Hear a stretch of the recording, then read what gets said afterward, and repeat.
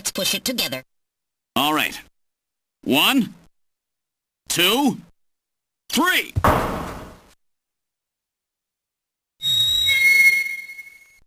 That got it.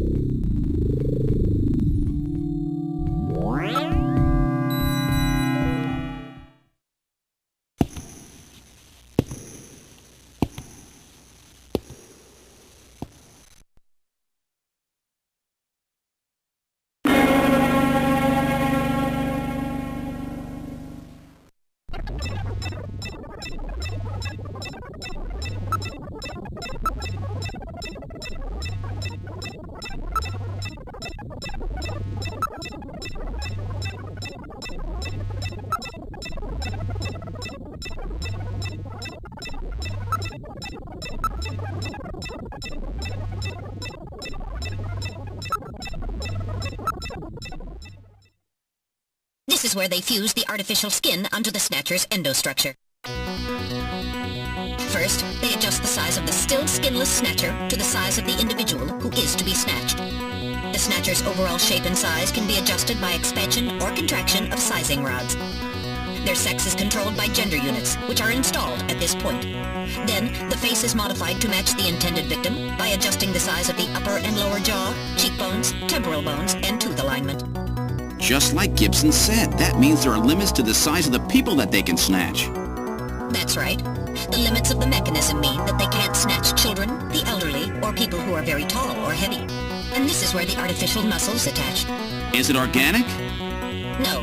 It appears to be coated with a type of plastic gel capable of mechanical response. Like human muscles, it creates mechanical energy through chemical reactions.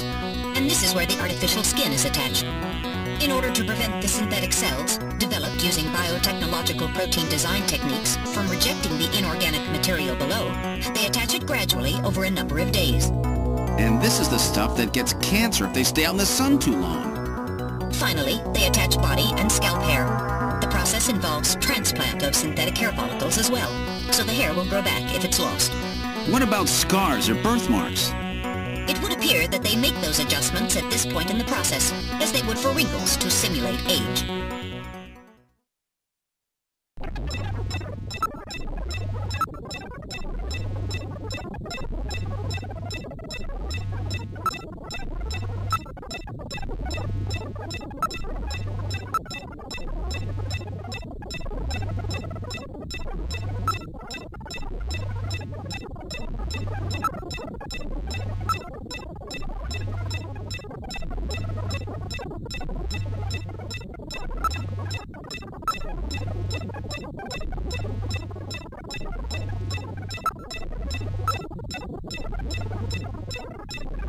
So this is where the whole thing begins. The endostructures arrive here from the Kremlin.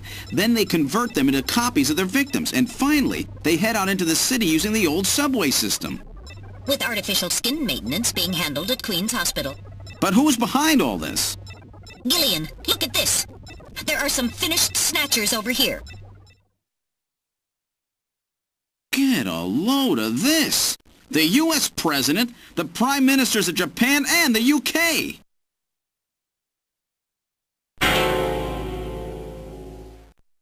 Gillian, you're in here too. Figures. They were looking to snatch every VIP at the summit. And the last junker, you. It definitely looks like they plan on moving out beyond Neo-Kobe.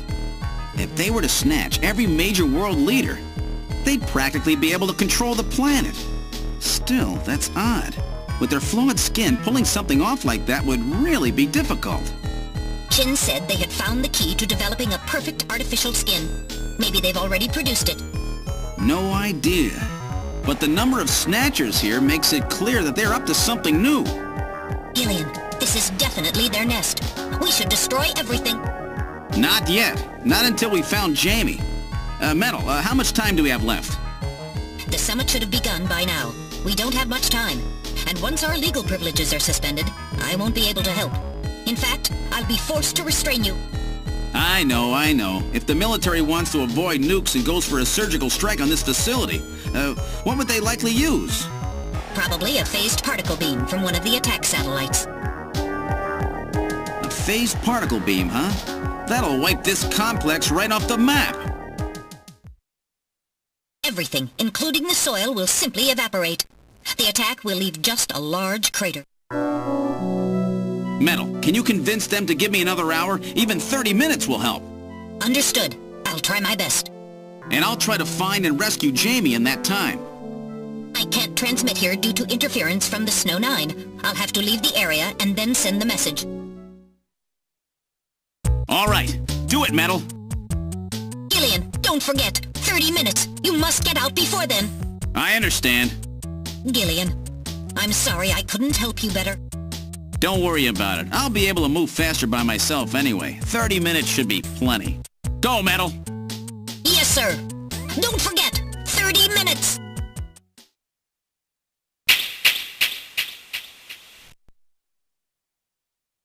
"30 minutes? Oh, this is gonna be tight. That room's the only place left to check. Let's take a look.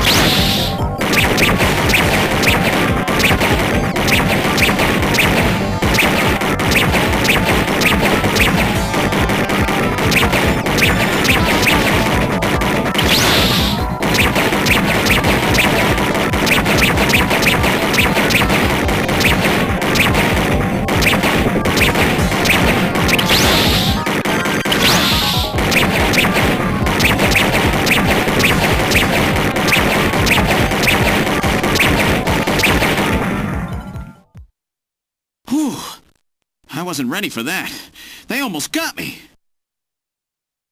All right, let's open the next door.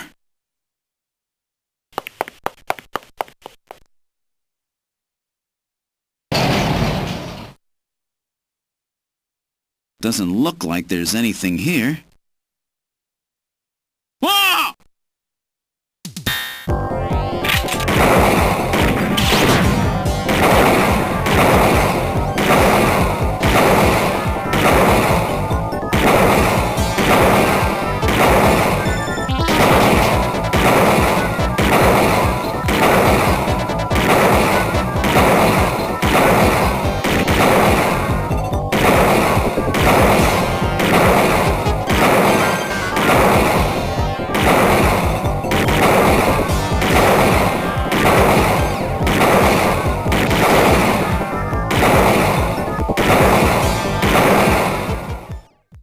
Jeez, these guys are tough. Of course, I didn't exactly expect them to welcome me with open arms. Okay, let's try this next door.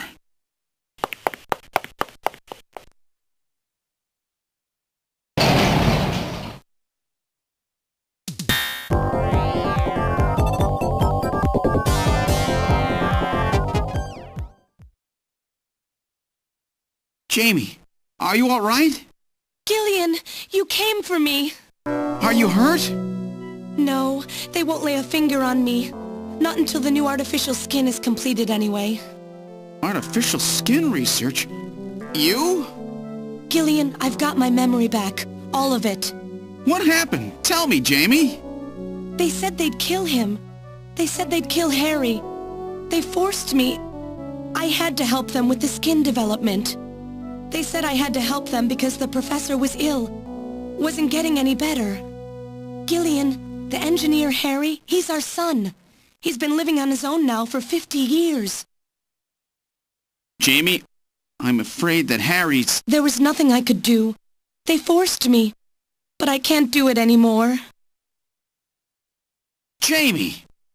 The professor, he just died. He was over 100. The professor? What? This old man? Don't you remember? It's Professor Modner. Professor Petrovich Modner. What? This old man is Modner? He's been confined here for 3 years now, just to develop the Snatcher's artificial skin.